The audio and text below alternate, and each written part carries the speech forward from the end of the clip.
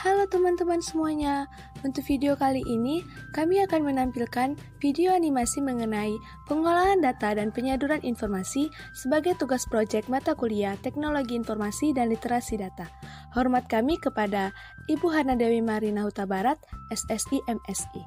Baiklah, di sini kami dari kelompok 5, Pendidikan Matematika 20E, Universitas Negeri Medan, terdiri dari 9 orang, yaitu saya sendiri, Sifra Febrika Jayasida Putar, yang kedua, Tua Kevin Jonathan Simanulang, yang ketiga, Agnes RK Silalahi, yang keempat, Despi Yohana Situmorang, yang kelima, Veronica Priana Sitorus, yang keenam, Elena Putri Sinaga, yang ketujuh, Fitri Luciana Sinaga, yang ke-8, Sele Lamdiarni Sinabariba, dan yang ke-9, Togar Hamonangan Siombing. Kami dari kelompok 5 mengucapkan selamat menyaksikan. Materi pertama yang akan kita bahas yaitu alat komunikasi dan media digital. Untuk bagian A yaitu pengertian alat komunikasi. Apa sih alat komunikasi itu? Alat komunikasi adalah alat yang langsung digunakan oleh manusia untuk menjalankan hubungan dengan orang lain. Dapat juga dikatakan bahwa alat komunikasi adalah semua media yang digunakan untuk menyebarkan atau menyampaikan informasi, baik itu informasi kepada satu orang saja atau kepada banyak orang. Komunikasi merupakan bentuk percakapan yang berlangsung antara dasar persamaan persepsi. Komunikasi dalam bahasa Inggris disebut communication, yang berasal dari kata Latin yaitu communicatio dan berasal dari kata komunis yang artinya adalah sama. Selanjutnya untuk bagian B yaitu macam-macam alat komunikasi. Alat komunikasi terdiri atas berbagai macam. Yang pertama yaitu media cetak. Media cetak ialah media komunikasi tercetak atau tertulis, dimaksudkan untuk menjangkau publik eksternal, seperti pemegang saham, konsumen, pelanggan, mitra kerja, dan sebagainya. Alat komunikasi yang kedua yaitu radio.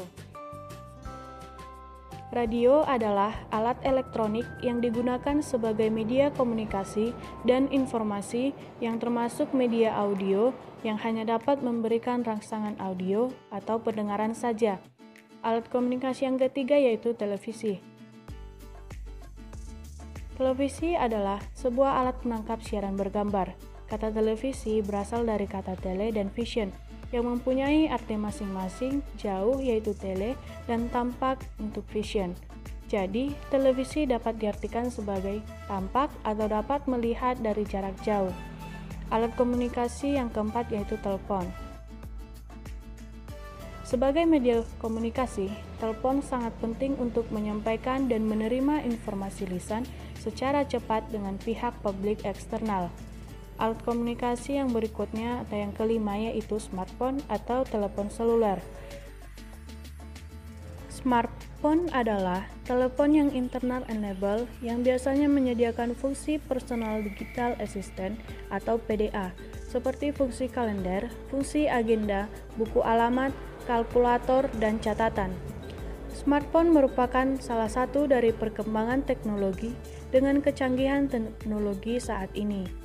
Fungsi smartphone tidak hanya sebagai alat komunikasi biasa, tetapi juga dapat mengakses internet, SMS, MMS, dan juga dapat saling mengirim data. Keuntungan dan kelemahan penggunaan alat komunikasi.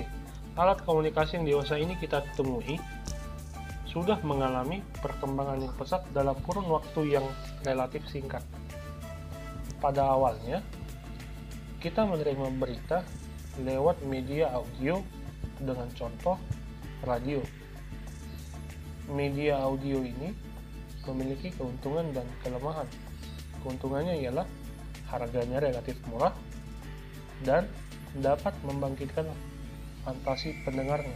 Sebab kita hanya bergantung pada kemampuan kita berimajinasi untuk memvisualisasikan apa yang disampaikan di dalam radio. Nah, setelah beriringnya waktu, kita menemukan media visual sebagai perkembangan dari media audio. Nah, keuntungannya sebagai contoh dari media visual ini bisa kita katakan spanduk, koran, ataupun majalah. Nah, keuntungannya penggunaannya lebih mudah, informasi yang disampaikan pun lebih jelas. karena memberikan gambaran kepada apa yang disampaikan. Sedangkan kelemahannya menimbulkan gangguan-gangguan yang tidak diinginkan seperti limbah kertas yang menumpuk, sebagai contohnya koran-koran yang sudah selesai dibaca ataupun majalah-majalah yang sudah lewat tanggal. Nah, seiring berjalannya waktu pula, kita sampai pada perkembangan media audiovisual.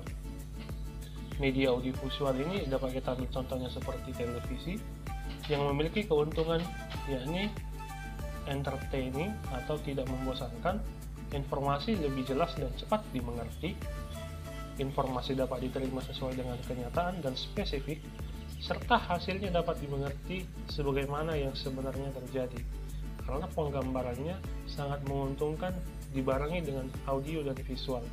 Sedangkan kelemahannya, kejelasan suaranya kadang-kadang kurang memuaskan.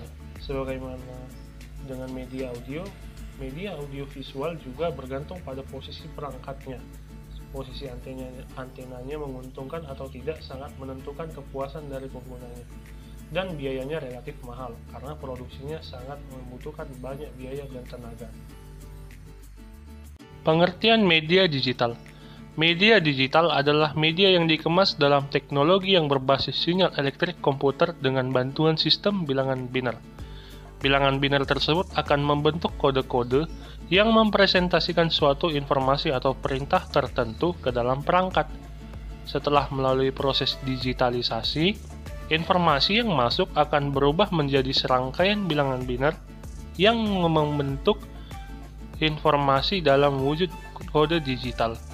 Contoh dari media digital ialah program-program komputer semacam perangkat lunak, web, blog, media sosial, ataupun buku-buku elektronik yang dikemas dalam format PDF.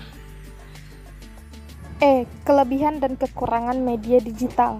Kelebihan dari media digital ialah yang pertama, multiplexing, yaitu memungkinkan kita untuk mendistribusikan informasi dalam beragam jenis dan dalam jumlah yang banyak secara sekaligus. Terdapat dua sistem multiplexing yang ditawarkan, yaitu yang pertama, Frequency Division Multiplexing atau FDM, yang kedua, Time Division Multiplexing atau TDM. Kelebihan yang kedua yaitu sesuai dengan teknologi komputer. Kelebihan yang ketiga, efisiensi biaya. Kemudian yang keempat, keutuhan data pada saat proses transmisi. Sedangkan kekurangan dari media digital ialah yang pertama, permintaan saluran informasi yang tinggi. Yang kedua, kesalahan pada saat digitalisasi. Yang ketiga, dominasi dunia oleh teknologi analog. Dan yang keempat, investasi publik. Kita masuk ke materi yang selanjutnya, yaitu transformasi dan analisis data. A. Pengertian transformasi data. Transformasi data adalah upaya yang dilakukan untuk mengubah skala pengukuran data asli menjadi bentuk lain, sehingga data dapat memenuhi asumsi-asumsi yang mendasari analisis seragam.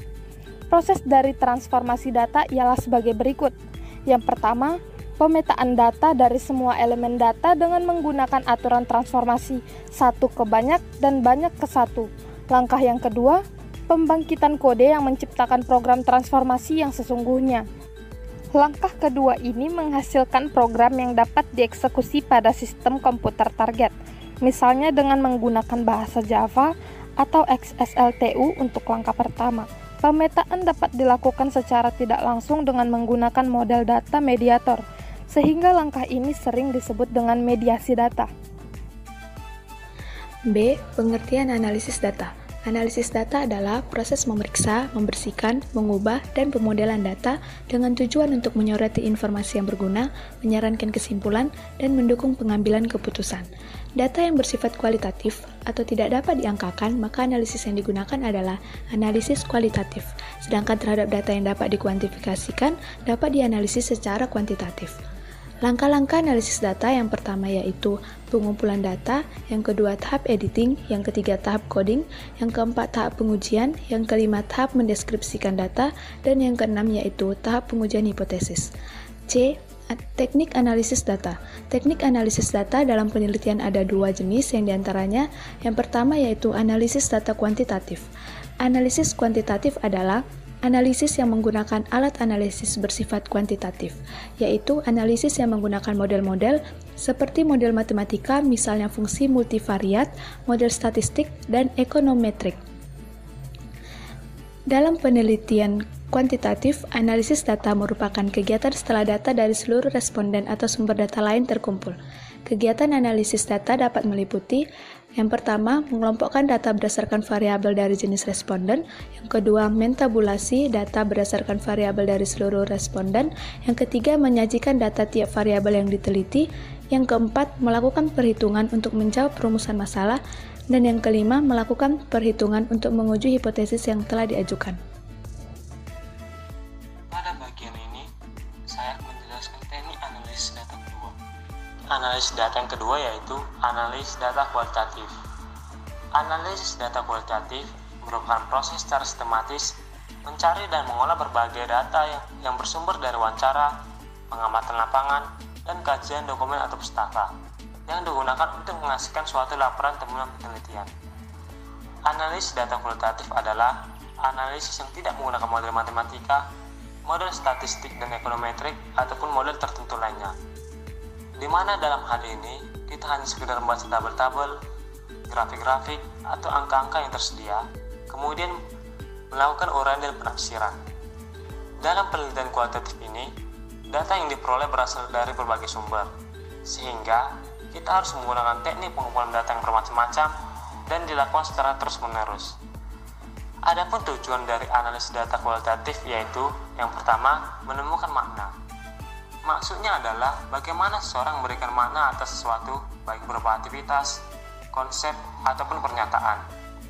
Yang kedua yaitu menguraikan dan menjelaskan konteks yang melingkupi suatu kondisi atau peristiwa, di mana hal tersebut digunakan untuk menjelaskan bahwa suatu tindakan itu tidak bisa dipisahkan dari kondisi lingkungan yang ada. Yang ketiga, menguraikan atau menggambarkan bagaimana suatu proses terjadi atau berlangsung, tindakan apa yang terjadi, dan bagaimana tindakan tersebut dilakukan. Serta yang terakhir adalah menjelaskan alasan atau rasional. Maksudnya adalah mengapa seseorang melakukan suatu tindakan dengan cara tertentu. Apa sih yang dimaksud dengan tampilan data? Tampilan data adalah definisi K-Leach Vision tentang cara mengumpulkan kumpulan data tertentu. Data disimpan dalam database K-Leach Vision di tabel yang dapat dianggap sebagai spreadsheet individual dengan sejumlah kolom yang telah ditentukan sebelumnya dan sejumlah baris. Contohnya adalah part record. Terus, bagaimana sih mencari data pada tampilan data? Nah, cara mencari data pada tampilan data dibagi atas dua, yaitu antarmuka pencarian dan penelusuran pengguna. Pengertian interpretasi data. Interpretasi data adalah sebuah bentuk dari kegiatan untuk melakukan penggabungan terhadap sebuah hasil dari analisis dengan berbagai macam pertanyaan, kriteria, maupun pada sebuah standar tertentu guna untuk dapat menciptakan sebuah makna dari adanya sebuah data yang telah dikumpulkan oleh seseorang. Teknik interpretasi data menurut LRG. Pertama ialah hubungkan hasil-hasil analisis dengan teori-teori pada bab sebelumnya. Yang kedua ialah hubungkan atau tinjau dari teori yang relevan dengan permasalahan yang dihadapi. Yang ketiga ialah perluaslah hasil analisis dengan mengajukan pertanyaan yang berkenaan dengan hubungan, perbedaan antara hasil analisis, penyebab, dan implikasi dari hasil analisis sebelumnya.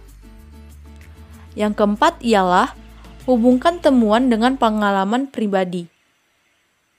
Dan yang terakhir ialah berilah pandangan kritis dari hasil analisis yang dilakukan. Teknik interpretasi data menurut J.W. Creswell. Yang pertama ialah peneliti perlu mempersiapkan dan mengatur data untuk analisis.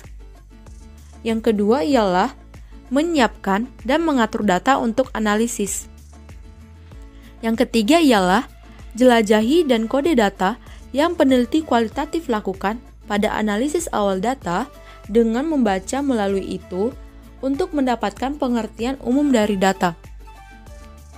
Yang keempat ialah kode membangun deskripsi dan tema kode tersebut kemudian digunakan untuk mengembangkan deskripsi orang dan tempat. Pengumpulan informasi Big Data. Big Data merupakan sekumpulan set data yang sangat besar dan kompleks. Data tersebut demikian besarnya sehingga piranti pemrosesan data tradisional tidak mampu menganalisisnya. Fenomena Big Data dimulai pada tahun 2000-an ketika seorang analisis industri Doug Laney menyampaikan konsep Big Data yang terdiri dari 3 bagian penting. Yang pertama, volume organisasi mengumpulkan data dari berbagai sumber, termasuk transaksi bisnis, media sosial, dan informasi dari sensor atau mesin. Yang kedua, kecepatan aliran data harus ditangani dengan secara tepat dan cepat, bisa melalui hardware maupun software. Yang ketiga, variasi data yang dikumpulkan mempunyai format yang berbeda-beda. Cara kerja Big Data. Yang pertama, integrasi data. Dibanding dengan data-data tradisional yang bisa ditangani dengan cara ETL alias Extract, Transform, and Load, cara pengolahan Big Data jauh lebih rumit dari itu. Alasannya, karena Big Data terdiri dari sekumpulan input yang berbeda-beda dan harus diproses sebelum benar-benar bisa diolah. Misalnya, Anda bisa mengumpulkan data berupa komentar konsumen di ruang publik, data foto-foto konsumen dengan produkmu di media sosial, atau bahkan trafik di laman website dan media sosial Anda. Setelah memproses dan memuat data atau format yang seragam, itulah baru kamu bisa menyodorkan data tersebut kepada analisis bisnis Anda. Poin kedua adalah manage. Untuk bisa memanage data dengan benar, faktor terpenting yang tidak bisa Anda lupakan adalah caramu menyimpan data tersebut. Pilihannya memang sangat banyak, tapi bagi kamu yang memiliki dana terbatas, tentu CodeStruct merupakan salah satu solusinya. Poin yang ketiga adalah analisis data. Anda harus bisa membuat pemodelan dan menggunakan machine learning dan artificial intelligence sehingga bisa dianalisis dengan baik. Bila data sudah dianalisis, percayalah, kamu akan menemukan banyak input, insight, dan penemuan baru yang bisa Anda manfaatkan. Bagian C, peran Big Data dalam kehidupan manusia. Dengan semakin besarnya input data yang bisa disimpan dan dianalisis, Big Data semakin lama menyimpan potensi manfaat yang sangat besar. Terlebih lagi, berbagai masalah terkait Big Data mulai bisa ditangani berkat teknologi semacam Hadoop.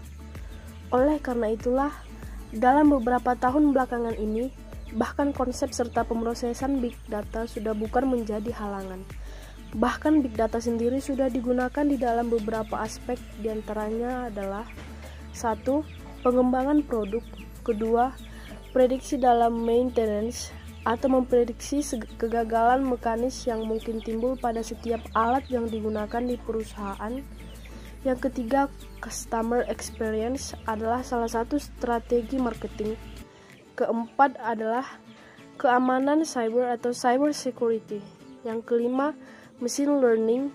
Dan yang terakhir adalah efisiensi operasional.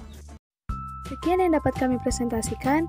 Lebih dan kurangnya, kami dari kelompok 5 mengucapkan terima kasih.